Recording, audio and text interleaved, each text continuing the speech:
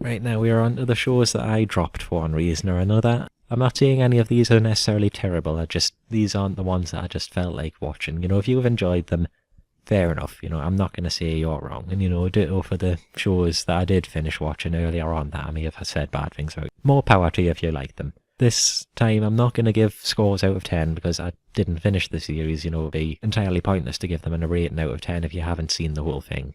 You don't do it, in my opinion. You have to judge something in its entirety to completely judge it. This is just going by what I've seen. So instead, I'm going to be listing how many episodes I watched before I decided to stop watching the series. Right, first up we have Black Bullet. I dropped this after 3 episodes. There was good stuff-ish in here. Another Attack on Titan Sidonia-esque humanity is behind this or that arbitrary, like, barrier line or whatever. Beastie on the outside wants to come in and get them kind of thing. There's quite a few of these springing up lately. I don't know why this is such a thing recently. But yeah, this was the weakest of like the 3 I've mentioned there. Didn't really do much for me, this one.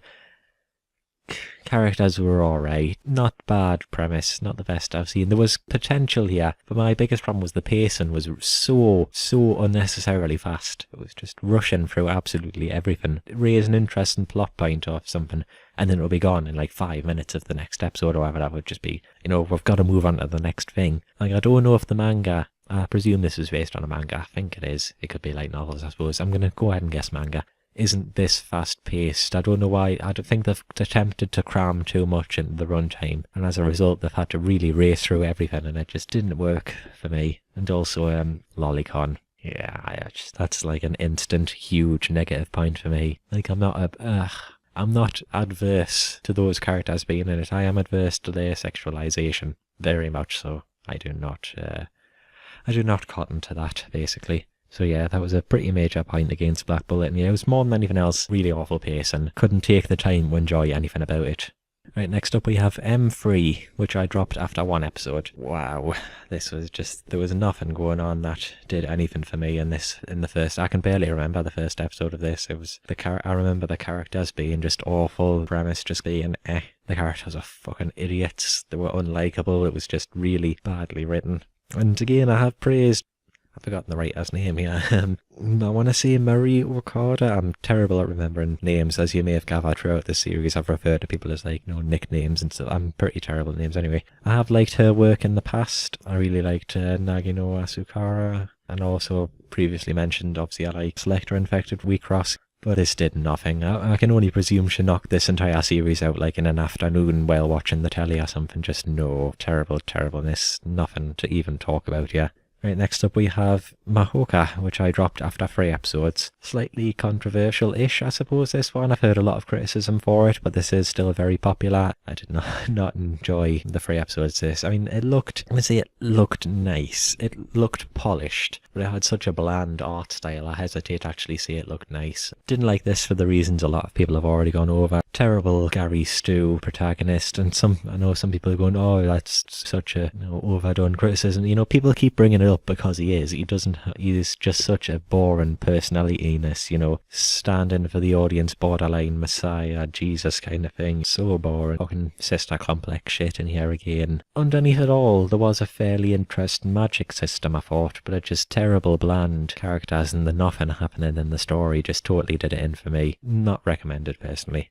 Right, now we have the other big show of the season, popular anyway show of the season, No Game No Life, which I dropped after 2 episodes. Not to say I thought this was a worse show than, say, Mahouka or Black Bullet. I think in its way, No Game No Life was actually significantly better, but it was also worse in a way as well. No Game I actually thought was quite funny at times. It actually got some good laughs out of me. I think there was some actually quite sharp comedy writing in there. Actually, quite a few of the jokes landed. I thought the first 2 episodes were 2 of the funnier episodes I saw the entire series. Interesting premise. I could get behind all that. But yeah, there was a few big problems I had with this one. Again, not only have we got Sister Complex, which again is a pretty much instant negative from me, we also have Lolicon as well, which again previously mentioned, instant negative from me, and we had them in the form of one person, double negative. And then we had huge excessive fan service, not only of the little sister but of various other characters, and it was No, don't show the child essentially naked. You know, hair covering nipples does not make it okay. I don't want to see that. I actually felt quite dirty after watching the first 2 episodes of this. I was extremely alarmed already by the panties shot in the first episode and in the credits, but I was prepared to ignore them because I thought the series had potential, but no, in the second episode onwards, very much do not want. Pretty much everything that is wrong with current anime, I think, can be summed up in No Game, No Life. Power fantasy protagonist, self-insert kind of thing. You know, a lolicon, siscon, unnecessary fan service of both, you know, just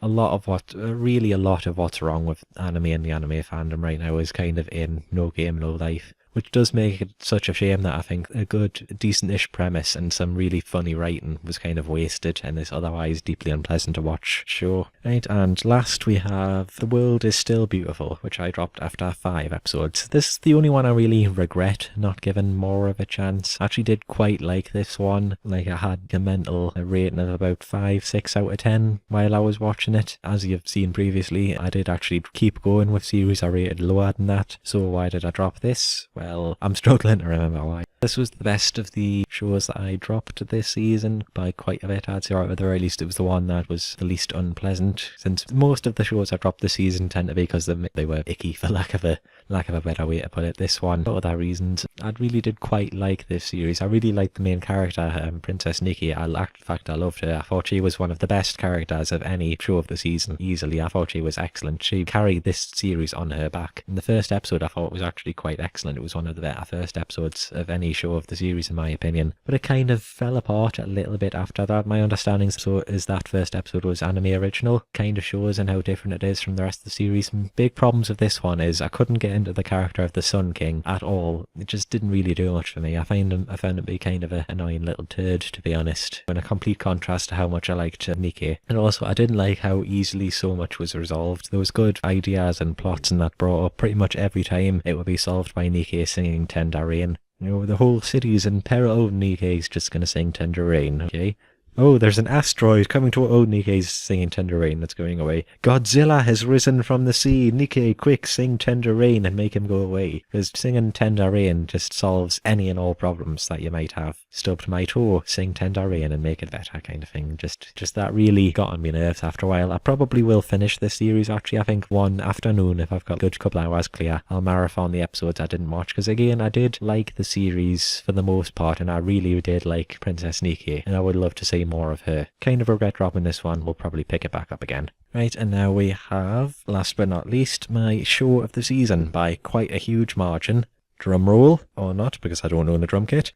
Ping Pong, the animation, which I give a 10 out of 10. Now, if No Game, No Life has pretty much everything that's wrong with anime put into it, Ping Pong is the opposite. Ping Pong is everything that anime can be. Yeah, in my opinion, Ping Pong is not only the best show of the season, it is easily the best show of the season, and is in fact probably easily the best show of 2014 so far. There have been shows I've really liked so far in this year, but there is nothing that even touches Ping Pong. Ping Pong is amazing. It is so good. It is so perfect, basically. It is so well written and the characters are so fleshed out. And it just builds up its story so well. And those last 2 episodes were fantastic. The second to last one, episode 10 it'll be. I'm sure this was 11 episodes. Yeah, episode 10. I won't say who was in the match because I don't want to spoil it, but that match. I know a lot of people think the big final showdown, episode 11, is the best, but I've just thought there was so much magic in that 10th episode. Just such a great series. I know a lot of people didn't want to even give this one a chance because of the visual style, and I think that's your loss, really. It seems to me a lot of people want all anime to look the same. Like, a lot of people seem to want everything to look like Mahouka. Technically competent, but with no individual style or flair or creativity or anything, just sterile, interchangeable. That's really not what I think anime should be. It's animation, you can do anything with it, and Ping Pong I think looks fantastic. It's not pretty, but it doesn't have to be pretty to be fantastic, if you get what I mean. And it's so fluid and so expressive. There's so much style and flair in Ping Pong's visual style. It looks fantastic, especially during the bigger moments. The Kong and Kazuma match in the first half of the series looked fantastic, and basically all of the major matches in the last 2 episodes just looked, that second to last one especially, just fantastic, beautiful to look at stuff. Just, again, such great character writing. This was heads and shoulders above everything else. Just an absolute masterpiece. I absolutely loved it. It's an all-time favourite of mine, actually, not just best of 2014 so far. All-time favourite. Just perfect, basically. Just so good. I think this is one that more people should definitely give a look. It's so few viewers in comparison to, say, Mahouka or No Game No Life, and it's just totally unjustifiable, in my opinion. More people should be watching Ping Pong, and I've never gotten this excited about a sports anime before. I don't know really anything about Ping Pong. I've played it a couple of times, but really just a couple of times. Not a fan of it, not really a fan of sports anime in general, which again goes to show how good this one was, because I was just blown away by how excellent everything was. It was, yeah, again, basically perfect. I can't rave about this one enough. Easily my show of the season, and so far, show of the year. Easy 10 out of 10 for Ping Pong. So yeah, I'm Lord Snark, and that was my end of spring 2014 retrospective. Assuming I did it correctly, there should be links to a couple of my other videos coming up on your screen about now, and also a link to my Twitter should be somewhere. So yeah, check that out if you wanna hear my thoughts on anime as they air, and I'll see you next time for Hyoka.